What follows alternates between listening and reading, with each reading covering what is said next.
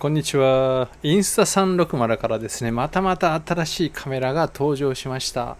インスタ 360Go ウルトラというモデルになります。これはですね、インスタ360の Go シリーズの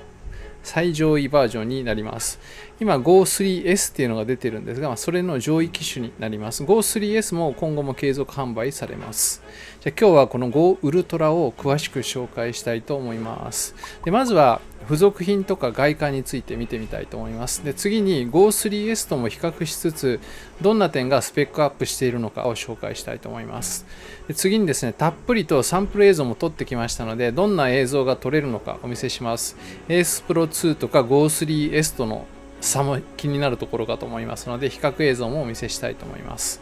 で次にですね、新しく出たアクセサリーが何種類かあります。面白いものいろいろありますので紹介します。で最後にまとめ、私の感想を少しお話しできればと思います。今日も最後まで見ていただけると嬉しいです。最後にはお得な特典情報もお知らせしたいと思います。じゃあ早速外観とか付属品を見てみたいと思います。まずこのパッケージなんですけど、開けるとですね、パカパカっとこう中が四方に分かれるようになっていて、なかなか新しいタイプになっています。でまずはこれが本体になります。そして付属品としてマグネット式ペンダントマウント、さらに紛失防止ケーブルも付属しています。これはね、嬉しいですよね。どうもこのマグネット式のカメラって私も何回かなくしちゃってるんですけど、このケーブルをつけることによって紛失を防止することができます。これが標準装備になったのは非常に嬉しいです。でそれ以外にも角度を変えることができて、帽子などにクリップ固定することのできるクリップ、それから充電ケーブル、マニュアル、ステッカーなどがついています。でまずじゃあカメラの外観なんですが、こんな感じで本体、アクションポットとカメラで構成されています。この構成自体は Go3 と同じなんですが、全体的に少しサイズが大きくなっています。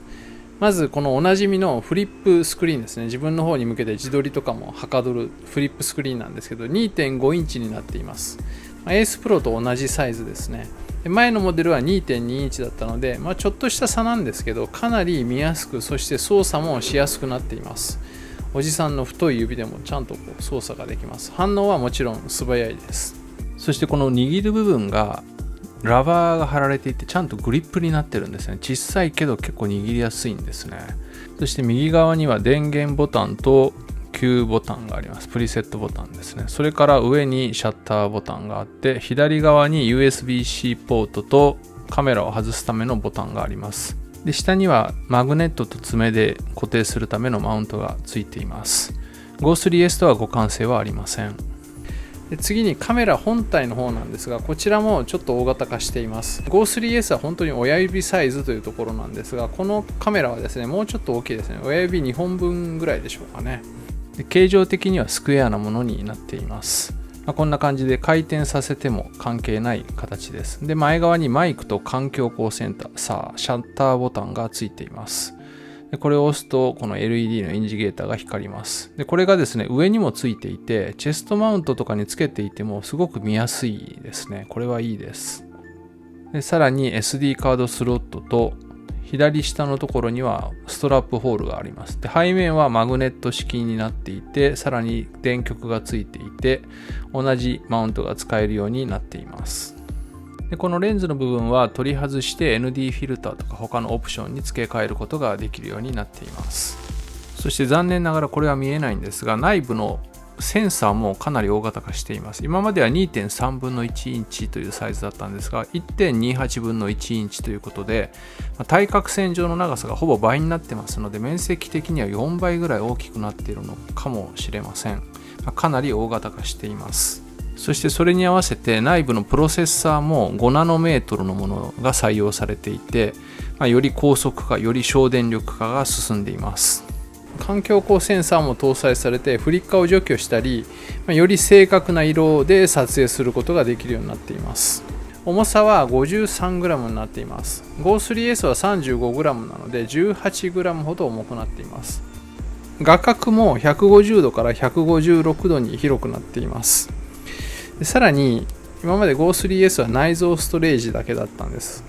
64とか128とか、買うときに選んでもそれ以上どうしようもなかったんですが、今回このウルトラではマイクロ SD カードが使えるようになっています。自分の持っているもの、自分の好きな SD カード、好きな容量のものが使えるようになっています。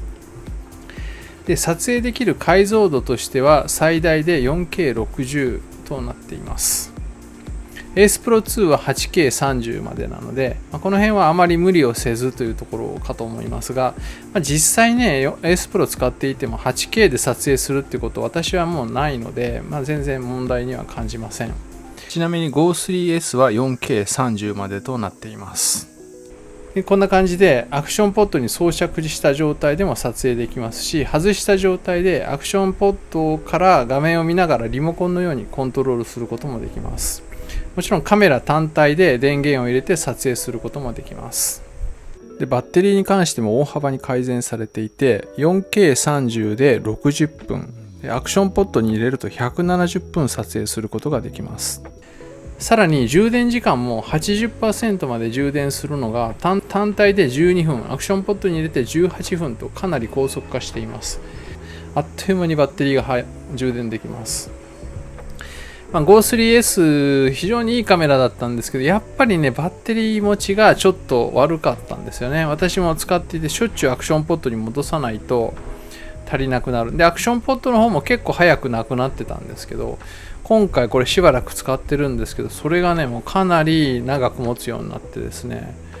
自分の方が先に疲れちゃいますね。でカメラ単体での防水性能は 10m と Go3S と変わらないんですが、アクションポットも IPX4 相当の防水になりました。少々の水しぶきなら大丈夫ですね。で実際私使ってた時もこんな感じで、少々とは言えない水しぶきだったんですけど、全然問題ありませんでした。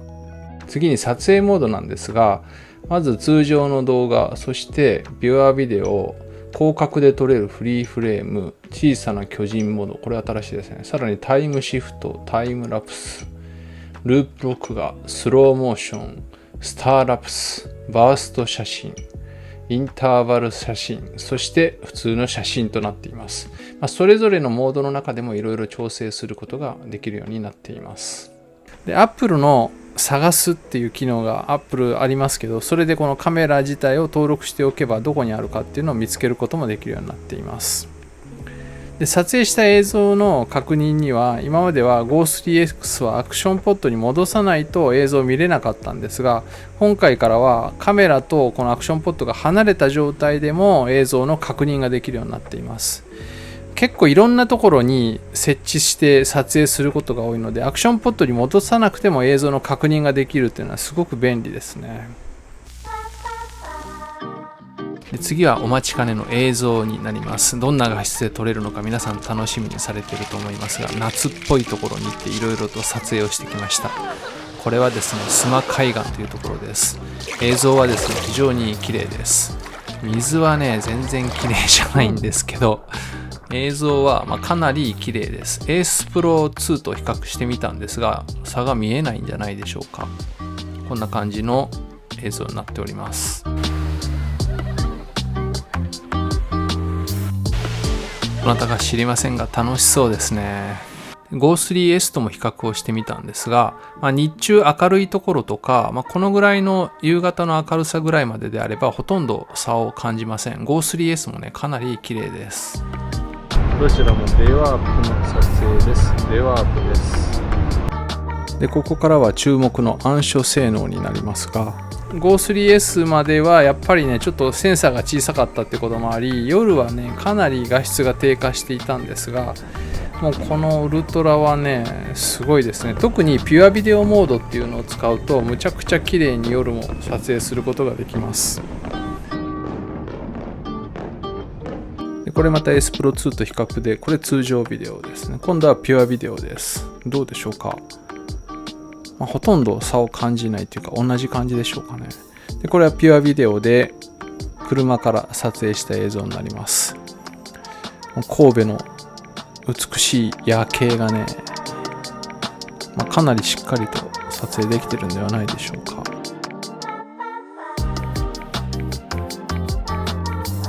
さらにですね、ポートレートモードというものが独立して搭載されて、人の肌などもより綺麗に映せるようになったようです。おじさんの自撮りはねどうでもいいんですけど、家族の表情などが綺麗に残せるのはいいですよね。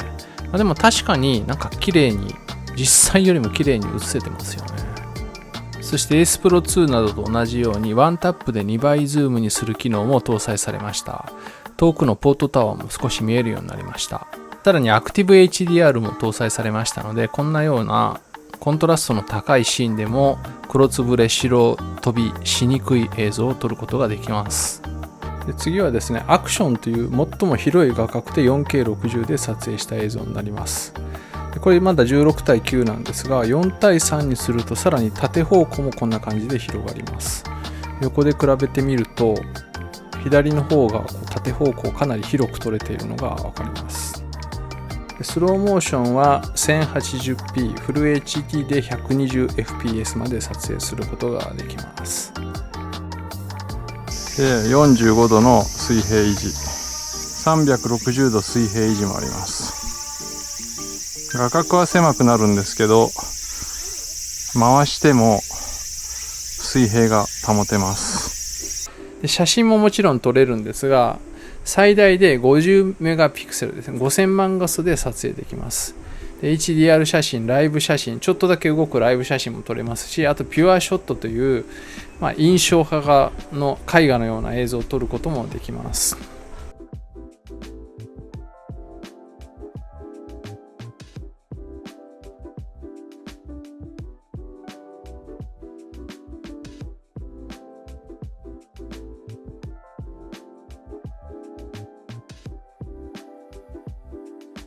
オーディオ面も本体のマイクも改善されているんですが、マイクエアにも対応するようになりました。これがワイヤレスマイクで収録中の音声になります。窓を開けて周りはかなりうるさいんですけど、結構綺麗に拾えてるんじゃないでしょうか。カメラから離れたところで音声を収録したくてもする場合でも非常にクリアな音声を収録することができます。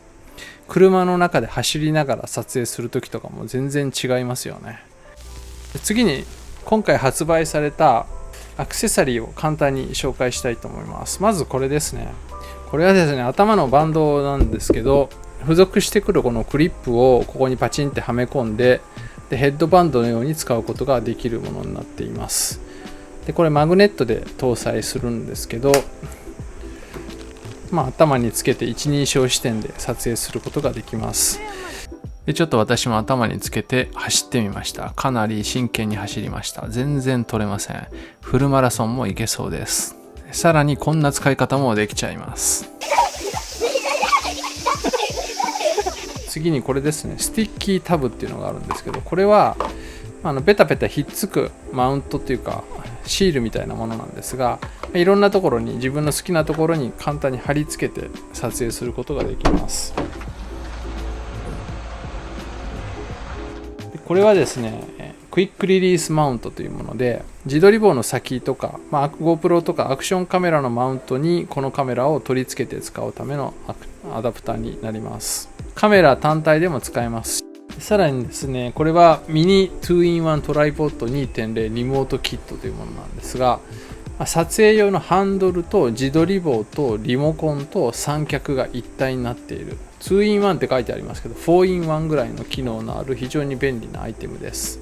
手元のリモコンで撮影開始停止などができます。でリモコンだけ他のところにつけて、例えば自転車のハンドルとかバイクのハンドルにつけたりとか釣り竿につけたりとか、いろんな使い方ができるようになっています。伸ばすと自撮り棒になって、さらに足の部分は三脚になってますので、さっとカメラを立たせて使うこともできるようになっています。街で Vlog 撮影するときなんかは非常に便利なアイテムかと思います。これですね、リングリモートというのがあって、これ指輪状のリモコンになっています。仰々しいリモコンではなくて、指輪のように指につけておいてさっと撮影をすることができるリモコンになります。これも新しく発売されました。でさらにですね、これ ND フィルターになるんですが、81632の ND フィルターも発売されました。ガラスレンズのね、かなりしっかりとしたものです。こんな感じで元々ついているレンズと入れ替えます。そしてちょっとだけ ISO とかシャッター速度などの設定をしてやります。そして走るとですね、こんな感じで非常にね、普通の映像が撮れます。普通のカメラで撮ったような映像を撮ることができてしまいます。でさらにですね、 2.35 対1という横長の比率の映像も撮ることができますので、まるで映画のような映像だと思いませんか？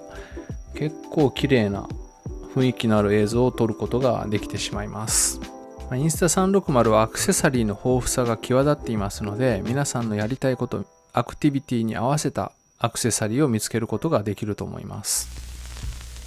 で最後に私なりにちょっとした感想などをお話しできればと思うんですが、私とにかくこの Go3S が大好きで、いろんなものを撮影するときもそのビハインドザシーンっていうか、その撮影してるシーンを撮影するのにこの Go3S 今まで使ってたんですね。頭につけたり胸につけたりして、この手元で何かやってるのとかを撮るのとかも本当に簡単にできますし、カメラが軽いので全然邪魔にならないんですよね。だったんですけど、やっぱちょっと画質が劣るので、使えないなっていう映像があったんですけど、今回のこの改善でむちゃくちゃ画質上がってますので、ますますこのね、活躍の幅が広がったんじゃないかなと思います。バッテリーの持ちが短いっていうのもちょっと残念なところだったんですが、それもね、大幅に伸びてますので、かなりね、長く安心して使えるんじゃないかなと思います。ただGo3S も別にこれが出たからといって魅力がなくなるわけではなくて、とにかくやっぱりこの親指サイズで非常に小さいですし、軽いので